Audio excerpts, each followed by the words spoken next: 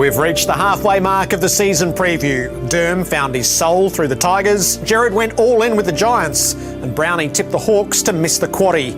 Our jury is now replenished and only the King remains at the round table as reputations are put at stake, casting judgments for the season ahead. And look, with all due respect, midfielders grow on trees, boys. Well, given there's a couple of sides in and around them, you'd expect them to win. 6 would be a good year. 6? Would be a good year. That'd be a great year. Yeah, the outside perception in the football world is Brisbane are a basket case. Where are they going? How did Justin Leppich get contract renewal? Brisbane are on the right track. I'm going to go with 50. 50? Yeah. I think that he'll stay at home more. Spend a lot of time in the midfield down Geelong, getting a lot of ball. He'll get less ball, but he'll kick more goals.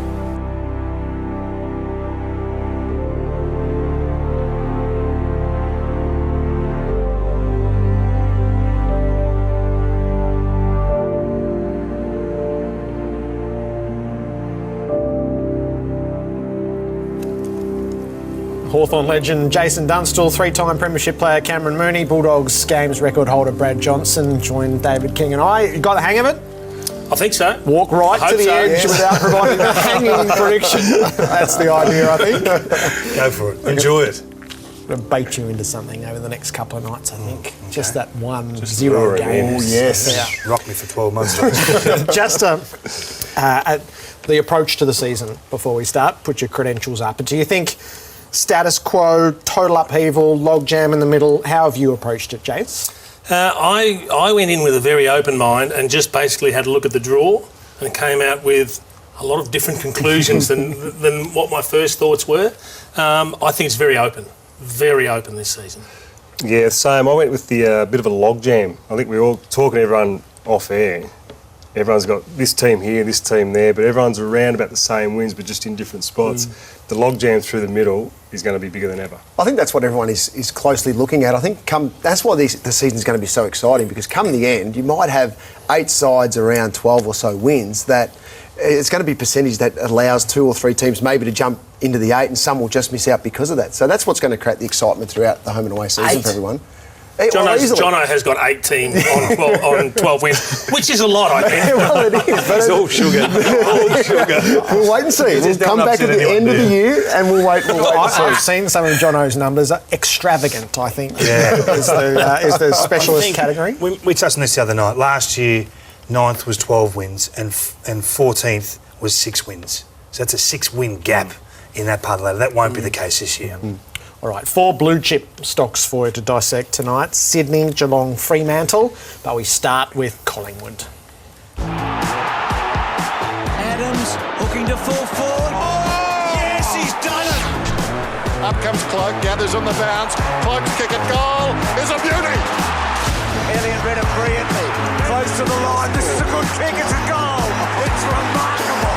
Moore's going to get the bounce and he's going storming straight into goal. Poetry in slow motion, Scott Pendlebury.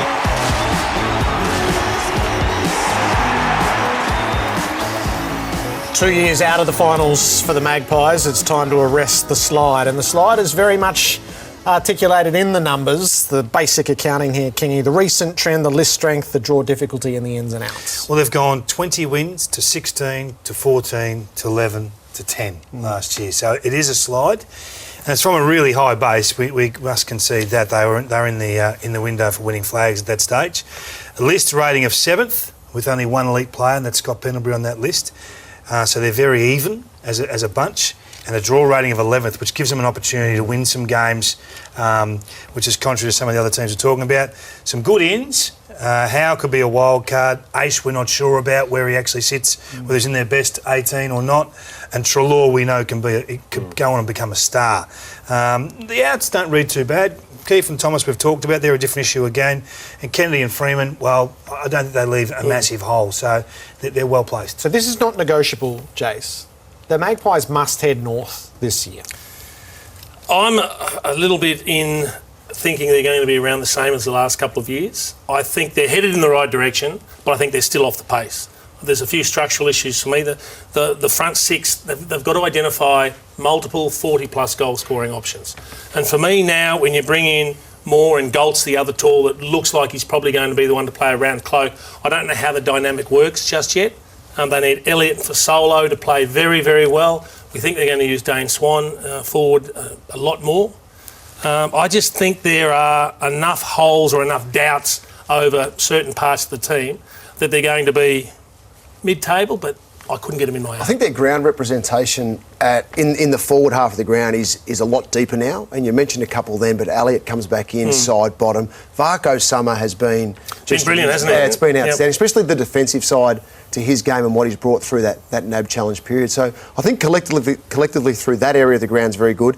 Then there's some flexibility for those guys to step into the midfield when some of the keys in the mid, Pendlebury and Treloar, do actually step forward for a little bit of break during quarters. Are we happy with what Bucks has done over the last couple of years?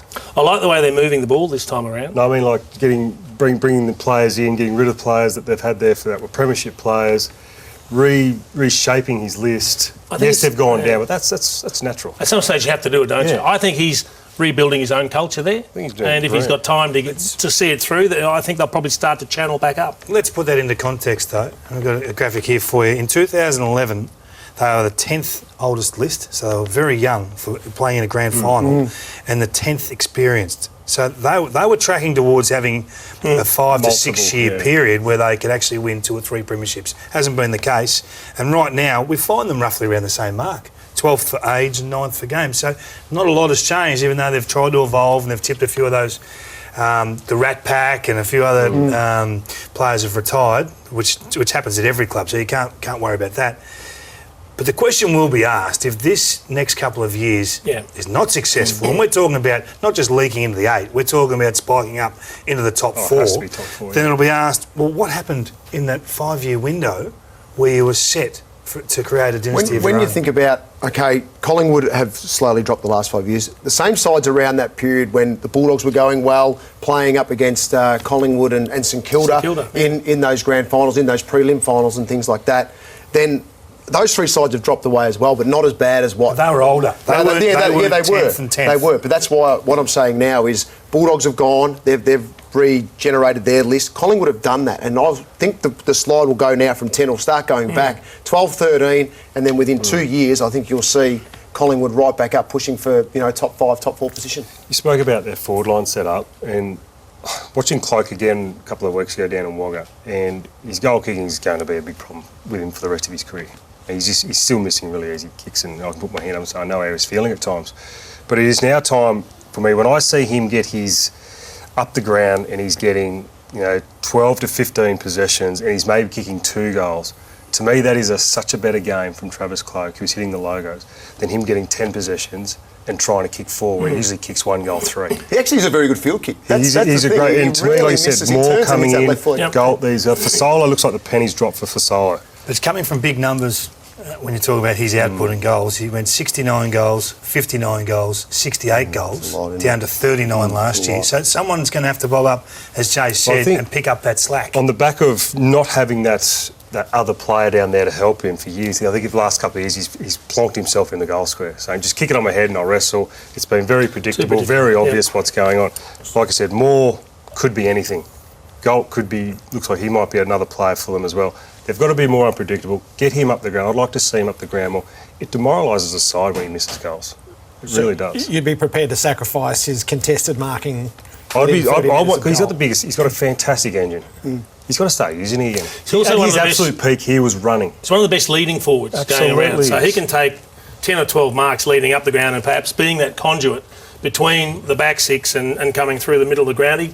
Remember when he used to take all those marks up on the wing? He'd be on long searching leads and it'd open up space behind him. Now, I think last year there was no one else to kick it to, so he felt he had to stay deep. Absolutely. But they didn't have those conduits to actually get the ball down there. He can perhaps be that now for a Moore and or a Golden, whoever else they station. Swan, Pendlebury will spend time forward, I'm sure. I mean, these guys can go back to the goal square. Jono, you're putting Swan as a semi-permanent forward? Yeah, I think he needs to kick 50 goals. That's the question. Can Dane Swan do it? His best ever is 32 in a season. He's kicked over 30 another time as well. So has he got that ability? 50 means he's 100% forward. Yeah, He doesn't see himself as a forward, not though, necessarily. I think he can still kick. Yeah, it is a lot of goals. He's going to spend time in the midfield. But can he do it? That's the question I'm asking. I think he can because he's a one-on-one machine. So you put the ball in his area, likelihood is he's going to be in a dangerous position to kick the goal himself. If not, he's going to. If he played the Brad Johnson role where you went forward as a permanent forward, yeah, he could. But he'll still spend time in the middle. No, of course he will. There's flexibility through there in his positioning. He might play high half forward a little bit more for Solo, and him may rotate and a few others. That's fine. But I think dangerous-wise, if you put him in the right spots inside 50, he could reach that target. They won 10 games last year, and they were 0-5 in games decided by under 10 points. So the scope there with what they're doing right now, siren goes a minute later, a minute earlier, that can change quite dramatically. But they were 1-8 versus top 8 teams. So they're still not. They're not 50-50 with that bracket just above them. That's what concerns me. I really find it hard to place him in your ladder. They're a hard one. I love the quality of Treloar coming into the midfield. That's a little bit of class that I think they actually lack. But I have no idea what to expect from both Aish and Howe. My concern with Aish is that he was such a dominant player as a 15-year-old, he's playing SANFL premierships and playing well and having an impact and kicking goals in those games. It just sort of, you sit there and go, has he peaked as a 15, 16-year-old playing in these SANFL grand finals? And now our expectations of him are so high because of the results he had as an elite junior player playing in a tough competition in SA. And it just seems that he's really good at that, was unbelievable at that level, but he just hasn't grasped what's asked of him week in, week out at AFL level. Did he not want to be up there and he probably was playing accordingly? Maybe that had a little bit to do with it as well. Maybe now we'll see the best of him at Collingwood because he might be comfortable. What's Howe's best position? I was about to ask the very same question and you've looked at me and asked it, which I didn't want you to. Because I think there's a feeling he's going to play forward, but I'm not necessarily sure that that's the best spot for him. Forward. He trained forward in the pre-season. All pre-season. Well, then he's missed a little bit, but he played forward. Well, that's going to be interesting. If you've got Moore and Gold and Howe and Cloak, that makes it tough to play those four in the forward six, doesn't it? But Howe's a low possession, maximum impact player, isn't he? Doesn't he just take hangers and kick goals? Does he do anything outside of that? I haven't seen it. Well, if he doesn't do anything outside of that, he's no good to him. Yeah. Because a couple of highlights here and there is not what they need. Well, he'll be the player that will play forward, you'd think, but then if it's tight in a game, he's the one who floats back as that probably intercept marker if they need one, which then leaves Cloak and others for an outlet kick if they need it when the game is really tight. Maybe, that's why I'd love to see him up on the wing, Jono. Yeah. Because you can float forward when the time to attack is there and then you can drop behind the ball just as easily when needed. So the final question requires a definitive answer as we go. Now, the Nathan Buckley contract's been extended to the end of next year. All of Collingwood's planning's around 17 and 18. Does Buckley see 2017 no matter what? Yeah, I think they're heading in the right direction. He'll still be there, yes. Yes, absolutely. Yes, they'll improve this year and he'll be right. Come this far, Jared, they've got to see it through. There's no turning back now. The extension has said that, OK, we're ticking off what you've done to this point. You'd want to see them make the finals this year, though. I mean, if they had an 8-win season... But if they have a 12-win season and miss the 8, that's... It's OK, that's only improved. But if they had a 7 or an 8-win season... I wouldn't be leaving the door unlocked. I'm not sure whether anyone told you when you walked in. We are inviting feedback. Judge the judges on Twitter at Fox Footy. Probably best just to steer clear. Sydney's next on the round table.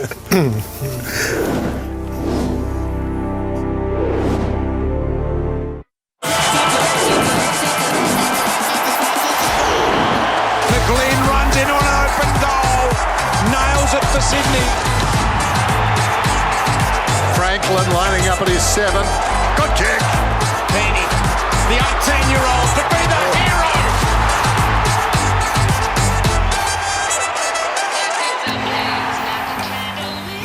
The Swans. I think of all the teams who could make a fool of you in predictions, I reckon Sydney's at the top of the pile. You could pick them to finish top 2, they miss the 8. You could pick them to miss the 8, they go top 2.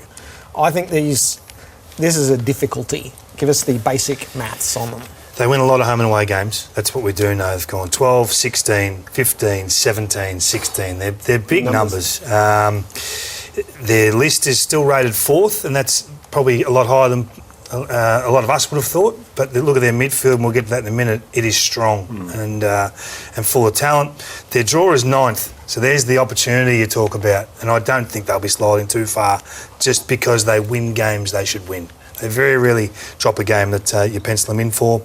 The ins of Sinclair in the ruck will be a bonus for them, given the fact they've lost Pike. Talia and Mills as a young gun from the academy. The outs of Jeddah, Goods, Shaw and Pike, and tack Bird on there if you like. There are a few outs that maybe just start to impact that senior core, if you like, through the middle of the ground. So, Cam, do you feel like you've got the Swans pegged, or are they a danger to you? Look, they're always going to be a danger because the talent, as Kingy said, through the midfield, but I've actually got them sliding out of the 8 this year. I look at them, only just. But I look at their midfield, we've got stars, but they're not a fast midfield. They're not a quick team. They get the ball, they handball out the back a lot. They handball sideways, they kick sideways. They're not a great kicking team out of stoppages, and that allows defences just to get back too easily, to get in front of Buddy. And then you go to their forward line. I mean, they've got 2 guys who've kicked over 200 goals in their career. That's it. Buddy and Tippett. And I'm not sure where Tippett's at the moment. I mean, he's playing in the ruck for the last 12 months. I mean, that's a very expensive ruckman. He needs to be plonking himself at full forward, allow Buddy to play like the cloak role that we've been talking about lately, just getting up the ground, allowing him just to do what he wants. But you've got to plonk Tippett in the goal square. Anywhere other than that, to me, he's a waste. Speak of their mids, Kingy. They're big names and they're unbelievable players. They're starting 4 or 5 mids. But then the next group that can come through to help in that situation, where do you see that? Are they strong enough with their 10 or 11, the next 5 to come through to make 10 or 11 rotations through the mid? Is that next group strong enough? Have a look at the group that's in there. I don't think we give it enough credit, and we'll bring a little slide up to show everyone at home. Look at these numbers. They're the starting 5, Hanbury, Kennedy, Mitchell, Parker and Jack, just their average disposals. 25 years of age, 27, 22, 23 and 28. You really don't have to worry about the next wave just yet. I mean, they're going to play a lot of football together. But they showed last year they were only a couple of injuries away from... Yeah, they got rocked with bad news for the last 6 weeks. Everyone gets it. That changes now to have Franklin roaming into that midfield. Now, Franklin is a low possession getter. He's only 13 to 14 possessions a week. But what he could do is exactly what they lack. They lack that real damage. You just spoke about that spark, that first receive player off stoppages to get them into a scoring position almost immediately. And I think back, Jace, to a couple of finals we've seen them in, particularly against Fremantle, where they're able to get numbers back in front of Buddy when he's deep forward. But the moment they've moved him up the ground, their forward line seems to function without him. They're not as targeted towards Buddy when they step forward of centre and looking for an option. They scan rather than just kick it to Buddy. So I think this will be a real win for them. I know last year they dropped from averaging 97 points in 2014 to 91. And I think with Buddy up the ground, I'm not sure whether you agree, they should at least get that goal back on average a week this year, and who knows where that takes them. Well, what happens when Buddy goes up the ground is it then breaks down the structure that the opposition had in place for Buddy when he's playing forward. So all of a sudden you open up holes for the other players. I think it gives them a good chance to get involved in the game. The way you describe Sydney is exactly how I see them. I've got them standing on the edge of the precipice. I don't know if they're going to cling on and hang on to a top 4 spot or whether they're going to tip off the other way. You hit the nail on the head too. They can't kick. That's the problem. You could count on one hand the genuinely good kicks in that team. So they brought in young Callum Mills, who's starting at half-back. They need a player like that. They've got to play McVeigh in the same sort of role, because ever since Malcheski left, whether you loved him or hate him or worried about his defensive frailties, doesn't matter. There's no distributors of the footy. They still rely on Grundy and Richards, who have been unbelievable for them. The 2 key defenders have been sensational for 10 years, but they can't go on forever. So I see some thinness in a bit of their structure. Yeah, and I totally agree. When we have a look at their back 6 across the board, you've got Shaw, who has retired, so he's moved on. Rampy is a solid player. And he actually can run and drive the ball quite well. Yep. But when you look at Richards and Grundy, I think they, intercept-wise, are quite good. Grundy can take a good intercept mark, but then it's just a chip sideways. And then who's the next one that's going to kick the ball? Because you've got Smith in there and Laidler. Smith's more just your pure stopper. Like, he'll play on Cyril and not get many ball, but he'll stop, the best small forward getting it. I mentioned Rampy there as well. McVeigh goes back. He's the one who can run. They need to get him back there because I don't know whether it was last weekend when they played Carlton that it was Kerrin Jack got caught back there a little bit. He had two kicked on him very quickly in that game. I don't know whether that was just him covering off for someone who was out of position or he actually started in that defensive position because McVeigh was out of the side. They can't afford guys like that going back because defensively they're just not good enough. They were the second quickest team on counter-attack last year. I know that would surprise you. Yeah. Going coast to coast, they're the second quickest to do it on average. So I think that sometimes what we see, we get locked into seeing. They've got some poor kicks down there, and they have to look at that mix. There's no doubt about that. Laidler, Rampy it clears the ball. He doesn't hit targets, he clears the ball. Laidler the same. Grundy under pressure the same. Teddy, great intercept marker, but they just clear the area. They rely on their midfielders to get back and help them too much. But even the midfielders aren't astonishing kicks. They're effective kicks, most of them, but they're not great kicks. But we can find all these question marks over the Swans.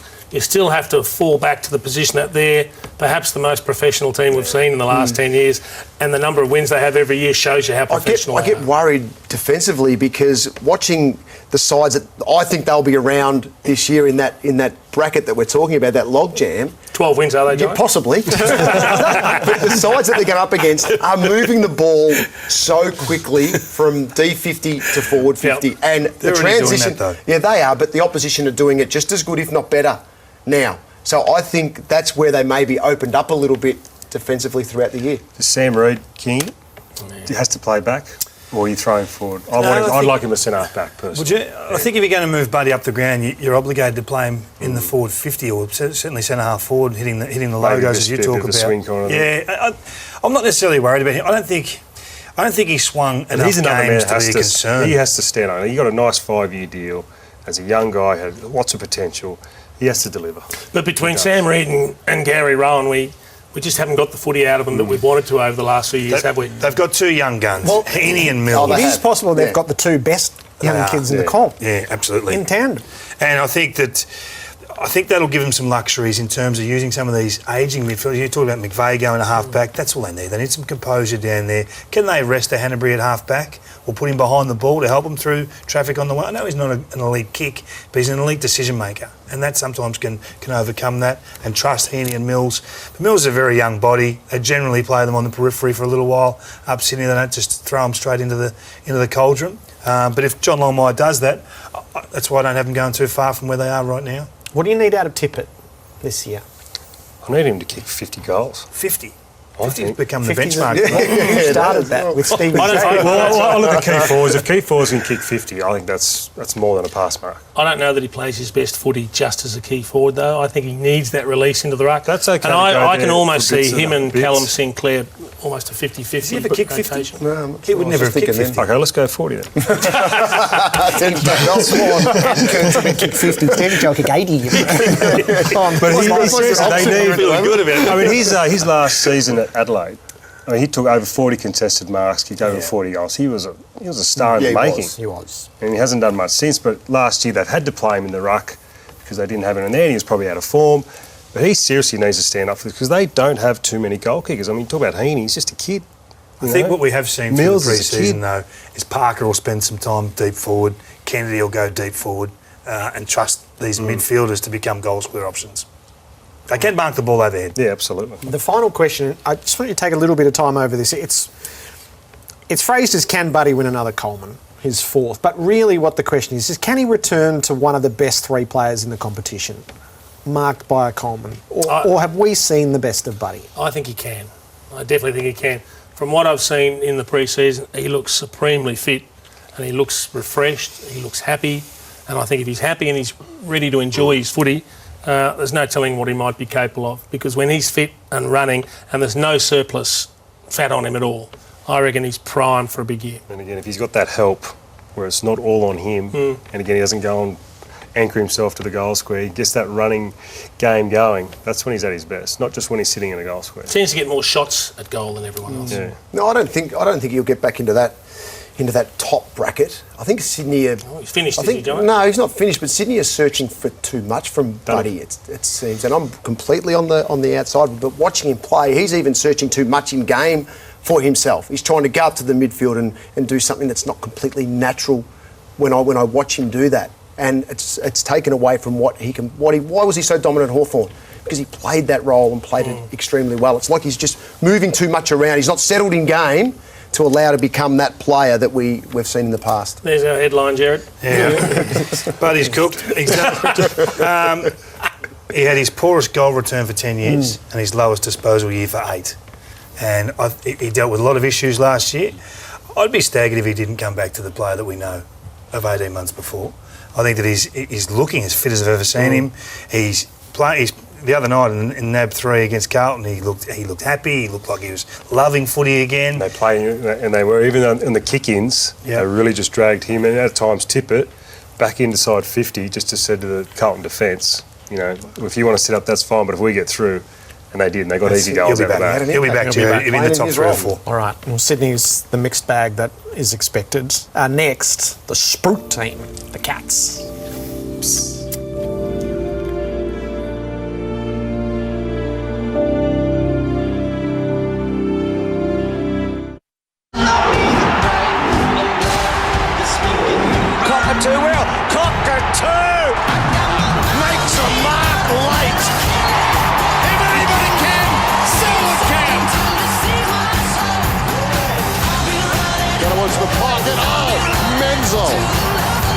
What a return, nothing better than this. Brilliantly Murdoch, and then got something on the kick. Oh, don't tell me. That is the best goal he's ever kicked. When an era ends, a team is supposed to go into reasonably long-term decline, and yet the prevailing wisdom is Geelong has the chance to bounce straight back with what they've done away from the field in the off-season. The accounting on them, Kingy? A lot of home and away wins that tipped last year. 19, 15, 18, 17, massive numbers that dropped to 11 last year, which included 3 wins and 0 losses by under 10 points. So that number is as high as it could be. The list rating of 6th, given the inclusion, we'll get to in a moment, of Dangerfield, and a draw rating of 15th. And that is opportunity. I know you've looked through the draw, Jason. We'll get to your thoughts on that in a moment. But the ends are big, and we've been talking about them for months. Dangerfield, Henderson, Scott Selwood and Zach Smith. And the outs were sort of managed out in a lot of ways. Rivers, Stevie J, Kelly and Stokes. Walker maybe was one they accepted in the end rather than pushed for, but they were happy with the rest. So you'd have to say they were aware of this coming and have tried to arrest the slide, which is probably a dangerous way of approaching things, because if it doesn't work, where does it leave you? If it does work, fantastic, you're back in the finals. But are you in the finals or you're in the premiership race? I think that's where I struggle to place them. So your methodology, Jace, to go through the draw, did it turn out as favourably as Kingy's ranking there? It did. I had them around 15 or 16 wins, which means a top 4 spot, more than likely. So, but for me, it's funny because you look at them and I keep coming back to all the tools that everyone's raving about. It's a strength, but could it also be their Achilles heel? So if you've got Zach Smith, Nathan Vardy, Mark Blitzarves, Reece Stanley, Lockie Henderson and Mitch Clark, that's 6 of them. You only play 3, 4 at the most. But if you've got that much of a wealth in terms of your tall stocks, are you lacking elsewhere in some running depth or something like that? And getting the chemistry right with all these players, and they don't all get to play necessarily their favourite role.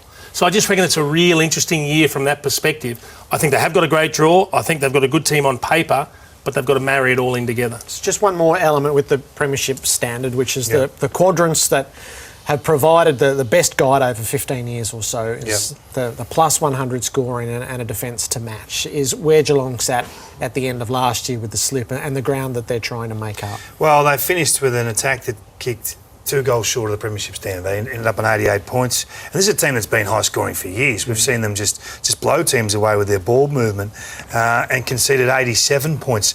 So they're just outside. They're in the bottom right. Which is not where you want to be. You have to be above the green line there, which is kicking 100 points, and if you're left of the red line, it has you conceding under 86. So that's the premiership criteria. 15 of the last 16 premiers have come from that top left quadrant, where Hawthorn and West Coast were the only 2 last year. They were locked there all year and played in the grand final. So Geelong are back to the pack.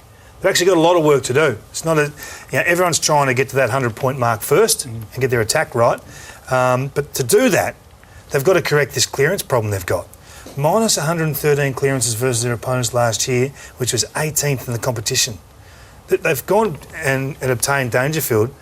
What can he do? Can he correct that holus bolus? One bloke can't fix it just like that. Exactly. It's not one bloke. So my call is I think Zach Smith, because they haven't had a ruckman since Brad Ottens, a real dominant tap ruckman since Brad Ottens. They've tried guys there, they just haven't quite worked. This guy and what I've seen over the pre-season, I think he's going to be the one that's going to help them elevate that, because he's finally going to get his hands on the ball. I mean, for years they've just been trying to read it off the other ruckman, and they've really struggled in that area. I agree. You guys were there in the first NAB Challenge game. That first ruck tap out, jumped straight into him, up over the top. I think Straight it was into Grundy and straight down to Dangerfield, and away they went. When you look at someone like Zach Smith, though, 2011 was probably his best year with 20 games, and there's the vision there. It's just brilliant the way that he's getting up and jumping. I can remember Jared Healy and yourself, Jace, getting pretty excited about seeing that. Just the wrestle. It's a pure jump, Nick Nat-Nui sort of style. But the last couple of years, he's played 11 games, 10 games, and I think that's why Geelong were able to maybe get.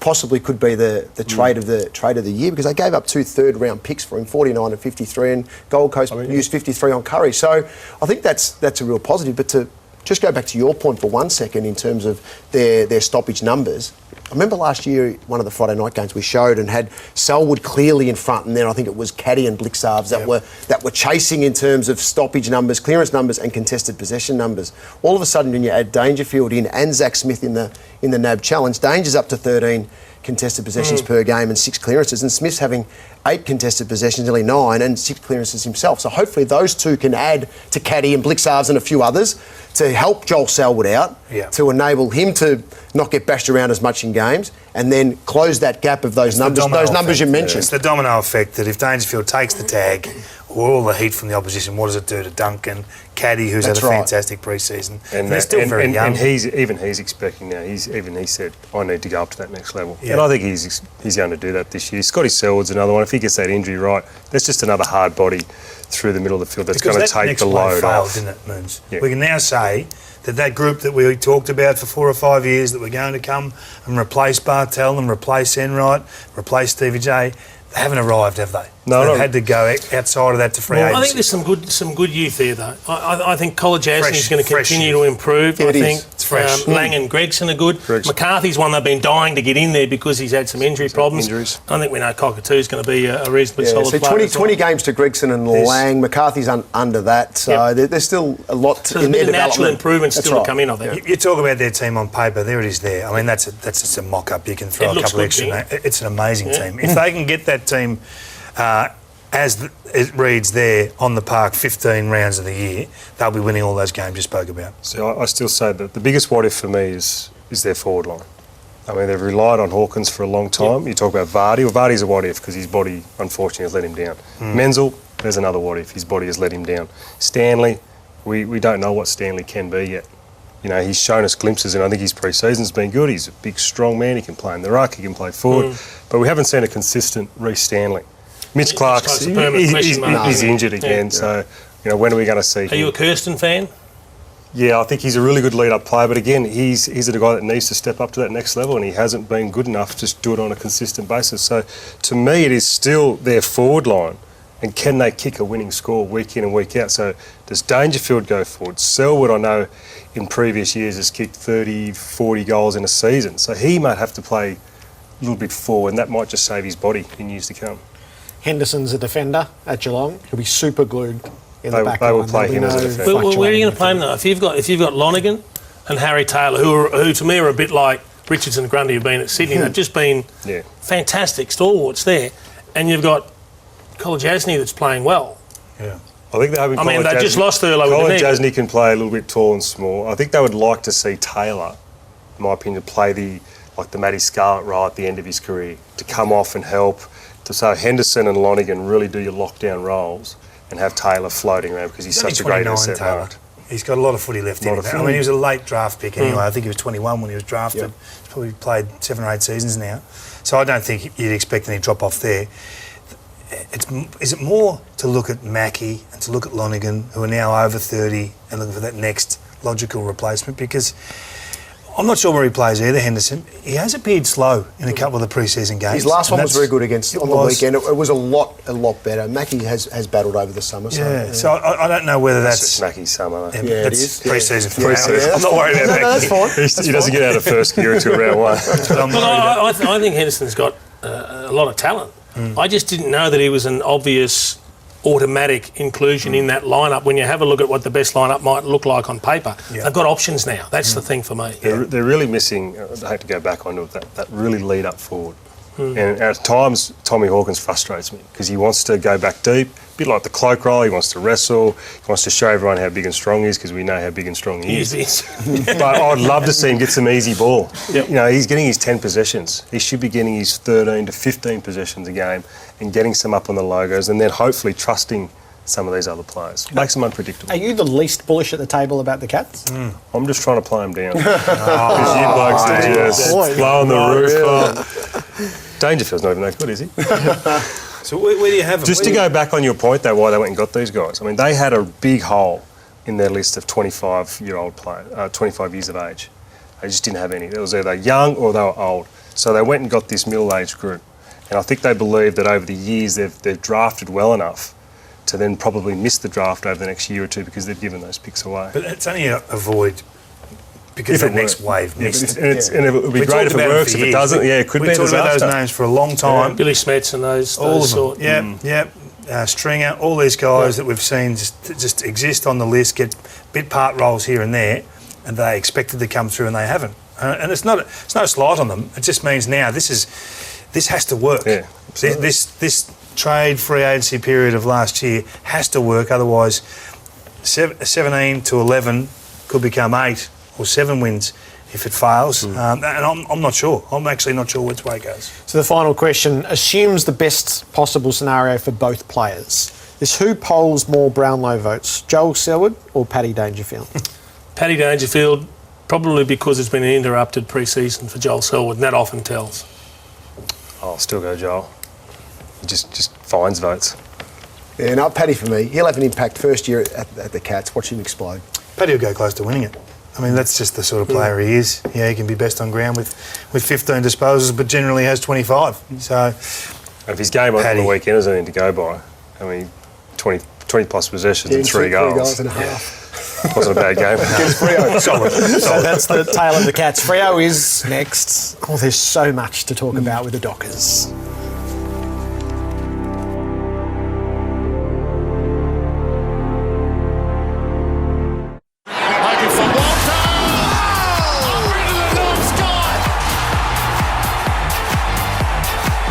Closing the gap now. Fife's a chance here. Fife is a big chance. Fife, the combination, the twist, the shimmy, kept it alive. Might kick the goal, smothered, might still kick it. That's one of the highlights of the year. Looks good. Looks sensational.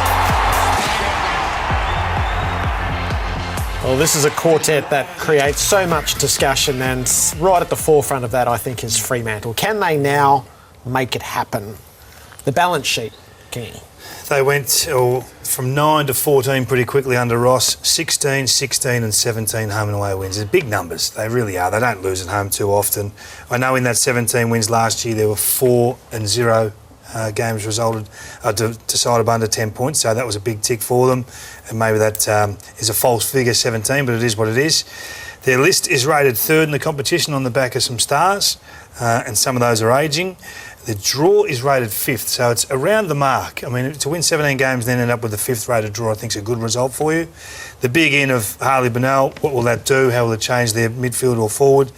The out of McFarlane is significant. Crowley probably by choice in a lot of ways, but McFarlane's loss is probably significant.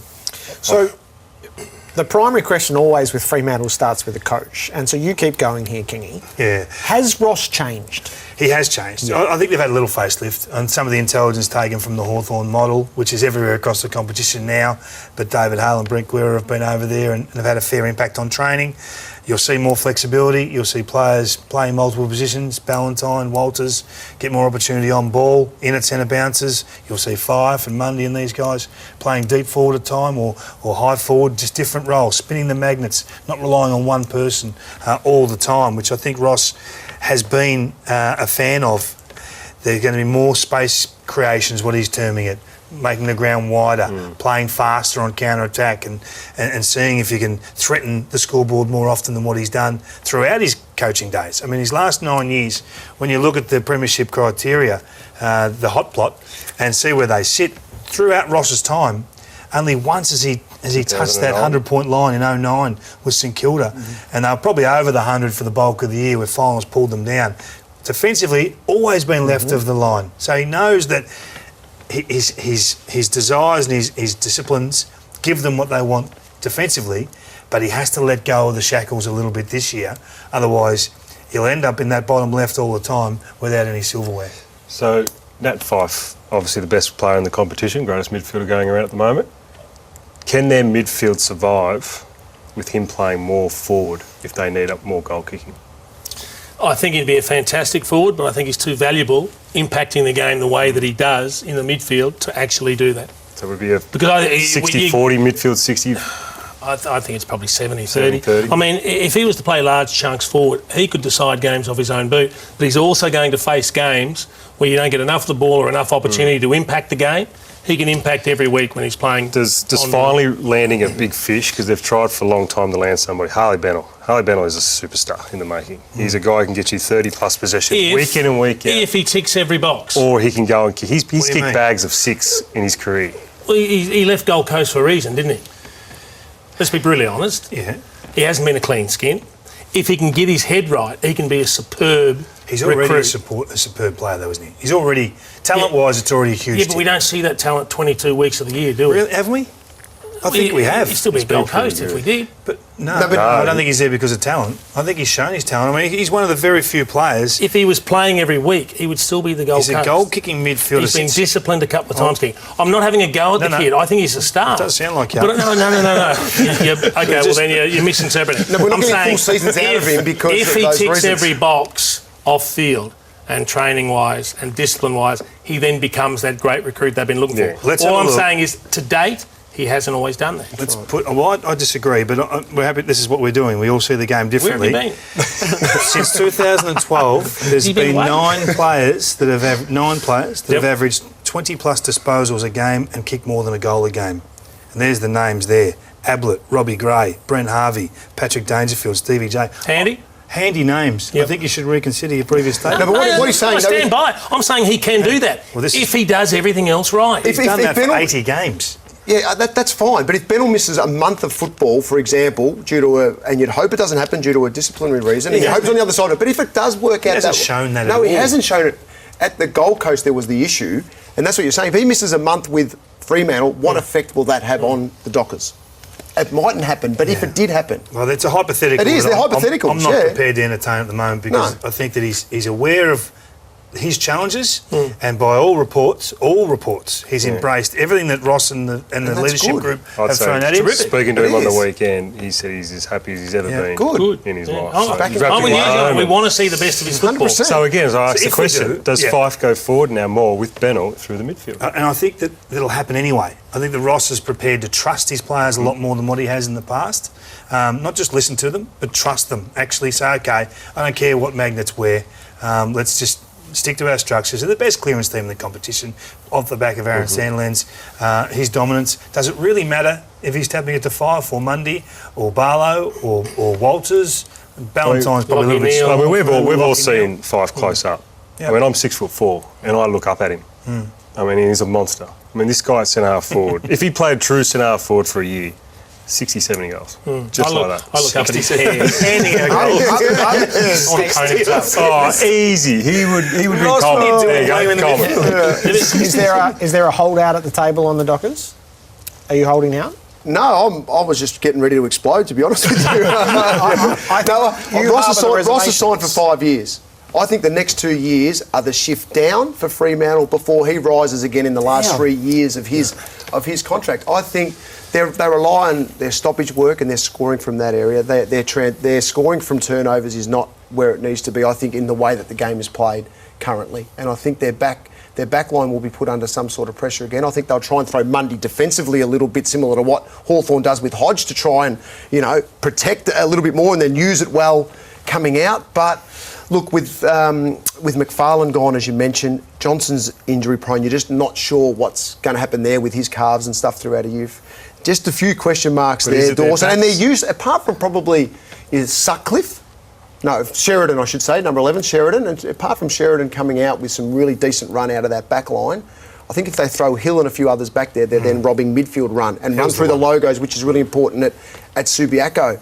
Sheridan is good. Ibbotson, they're good intercept markers, but then they're not getting anything really going forward in the fashion that I'd like to see from Fremantle. So I presume you've got them on 12 wins. 11. Like everybody I'll go to 11. So they're going to be in that mix of group, but I think out of the 8. And I think that because I can't see their scoring for the next couple of years getting to the point of really, creating a really strong percentage that's going to just absolutely... and I know it's been okay the last couple of years, but I think that will drop.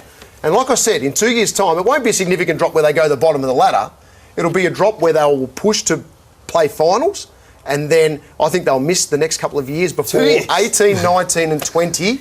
This side will regenerate a few players, get their young players in like Weller and these guys that'll need more consistent game to then take this club forward again. So you're playing a long game. Have you still got them in the now or never category? Yeah, absolutely. I think I had a look at the list, I had a look at the draw, I had a look at everything. When you put everything in together, they've got to strike while the iron's hot. They've got Pav to stick around for one more year to give them forward structure because they're not yet ready to rely on a Taberner or a Hanneth or any of those others there. And maybe they have to get to the stage where that Alex Pearce is given a go maybe up forward for a while if they can get away without using him down back. Isn't that a problem in itself? But to me, we keep talking about personnel, who's going to be that one that's going to go forward.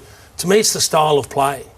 Because Ross has been saying for a couple of seasons now, we need to get a couple of extra goals. But it hasn't changed the way they play. Has now. Yeah, what they've got to do, Kingy, is all of a sudden, instead of having 48 or 53 inside 50s, you'd have 60 inside 50s. You've got to pump the ball in there quicker, more often. And give Ballantyne, give Walters. Main needs to rediscover his best form. I don't think we've got any doubt about that. He went from being a reliable goal kicker to a bloke that had the yips. They need him back kicking his 40 goals a season. The ones he missed on the weekend were But they've got to just attack the forward arc more. More opportunities for those players, and that's more likely to create another goal or two than saying, let's play him forward for a while. To me, they can turn it over more and get... Well, you can get... That's the risk. It's risk-reward. Yeah, the whole game's risk-reward. You've got to get the balance. Their balance has got to get better. You're spot on. I appreciate what you're saying, but they've always put their energies into stifling the opposition's ball movement. Which works home and away? When does it fail? Yeah, it has only failed marginally, but it's failed. That's the bottom line. Correct. And that's why the time for change has come. Fremantle undergoing a facelift. They have to find 3 goals offensively, and they may have to concede another couple. Yeah. And that would still have them in the window, and they only concede 71 points a game. So it'd still have them in that quadrant we keep talking about. I've got no doubts that'll happen. I've got no doubts Hill will go to half-back and give them some run. And he just doesn't know right now what some of those defenders can do. We're talking about Ibbotson, he plays slow. He's been asked to play slow.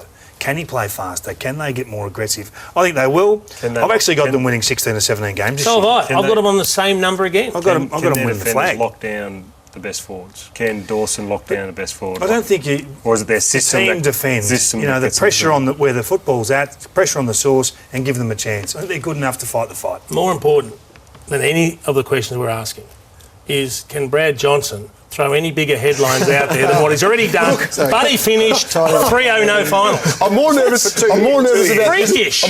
about this one, you know why? Because I go to Perth every second week. So we're doing more West Coast games. So the final question is a number. The points for Freo under Ross have been 89, 92.5, 92 and 84. Yep. What will Fremantle's average points for be at the end of the home and away season?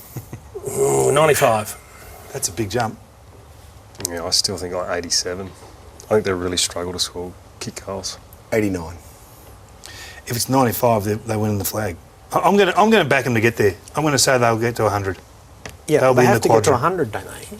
I mean, on everything you've set up, they actually have to get into 100. We've only had 95 one doesn't do it. outlier the last 15 years, Yeah. and that was Sydney. When both teams, Sydney and West Coast, were...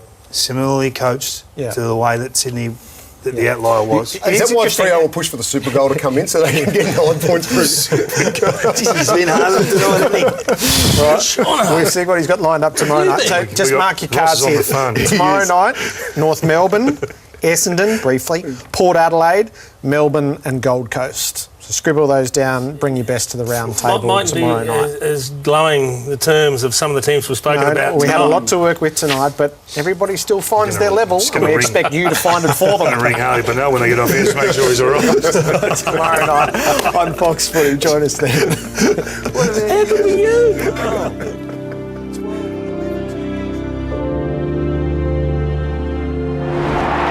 This has been a Fox Footy production, part of the Fox Sports Network.